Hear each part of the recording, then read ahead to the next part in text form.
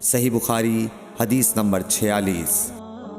طلحہ بن عبید اللہ کہتے تھے کہ نجد والوں میں سے ایک شخص حضرت صلی اللہ علیہ وسلم کے پاس آیا، سر پریشان یعنی بال بکھرے ہوئے تھے۔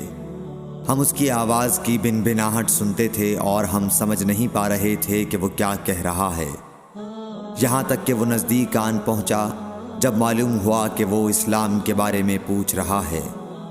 حضرت صلی اللہ علیہ وسلم نے فرمایا کہ اسلام دن رات میں 5 نمازیں پڑھنا ہے۔ اس نے کہا بس اس کے سوا تو اور کوئی نماز مجھ پر نہیں۔ آپ نے فرمایا نہیں مگر تو نفل پڑھے تو اور بات ہے۔ حضرت صلی اللہ علیہ وسلم نے فرمایا اور رمضان کے روزے رکھنا۔ اس نے کہا اور تو کوئی روزہ مجھ پر نہیں ہے۔ آپ نے فرمایا نہیں مگر تو نفل روزے رکھے تو اور بات ہے۔ طلحہ نے کہا اور حضرت صلی اللہ علیہ وسلم نے اس زکوٰۃ کا بیان کیا۔ وہ کہنے لگا کہ بس اور کوئی صدقہ مجھ پر نہیں ہے۔ آپ نے فرمایا نہیں مگر یہ کہ تو نفل صدقہ دے تو اور بات ہے۔ پھر وہ شخص پیٹھ موڑ کر چلا گیا، یوں کہتا جاتا تھا قسم خدا کی میں نہ اس سے بڑھاؤں گا نہ گھٹاؤں گا۔ حضرت صلی اللہ علیہ وسلم نے فرمایا اگر یہ سچا ہے تو اپنی مراد کو پہنچ گیا۔ صحیح بخاری حدیث نمبر 47۔ حضرت صلی اللہ علیہ وسلم نے فرمایا جو کوئی ایمان رکھ کر اور ثواب کی نیت سے کسی مسلمان کے جنازے کے ساتھ جائے اور نماز اور دفن سے فراغت ہونے تک اس کے ساتھ رہے تو وہ 2 قیرات ثواب لے کر لوٹے گا۔ ہر قیرات اتنا بڑا ہوگا جیسے احد کا پہاڑ۔ اور جو شخص جنازے پر نماز پڑھ کر دفن سے پہلے لوٹ جائے تو وہ 1 قیرات ثواب لے کر لوٹے گا۔ صحیح بخاری حدیث نمبر 48۔ حضرت صلی اللہ علیہ وسلم نے فرمایا کہ مسلمان کو گالی دینے سے آدمی فاسق ہو جاتا ہے اور مسلمان سے لڑنا کفر ہے۔ صحیح بخاری حدیث نمبر 49۔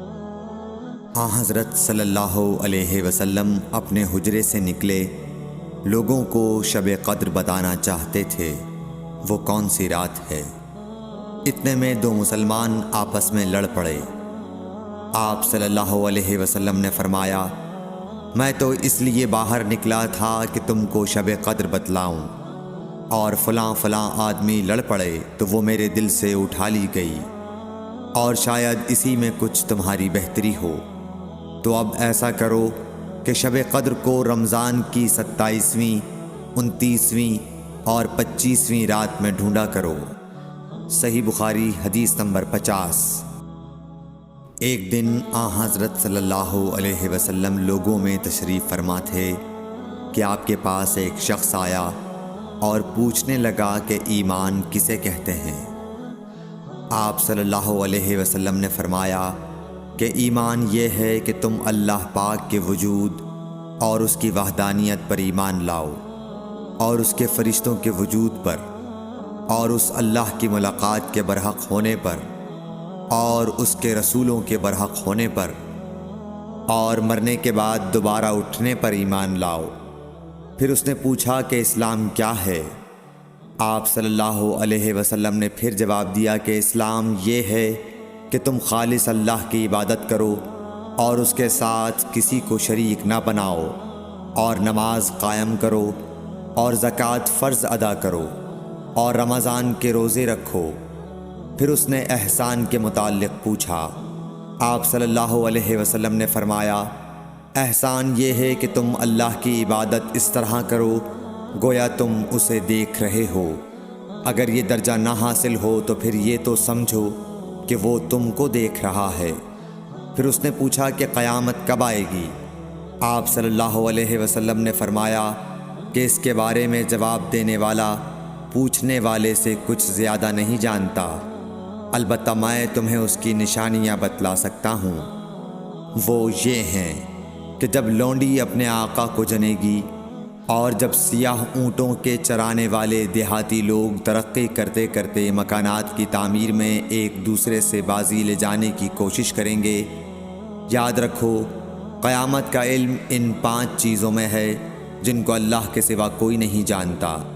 پھر آپ صلی اللہ علیہ وسلم نے یہ آیت پڑھی کہ اللہ ہی کو قیامت کا علم ہے کہ وہ کب ہوگی۔ پھر وہ پوچھنے والا پیٹھ پھیر کر جانے لگا۔ آپ نے فرمایا کہ اسے واپس بلا کر لاؤ۔ لوگ دوڑ پڑے مگر وہ کہیں نظر نہیں آیا۔ آپ صلی اللہ علیہ وسلم نے فرمایا کہ یہ جبرائیل علیہ السلام تھے جو لوگوں کو ان کا دین سکھانے آئے تھے۔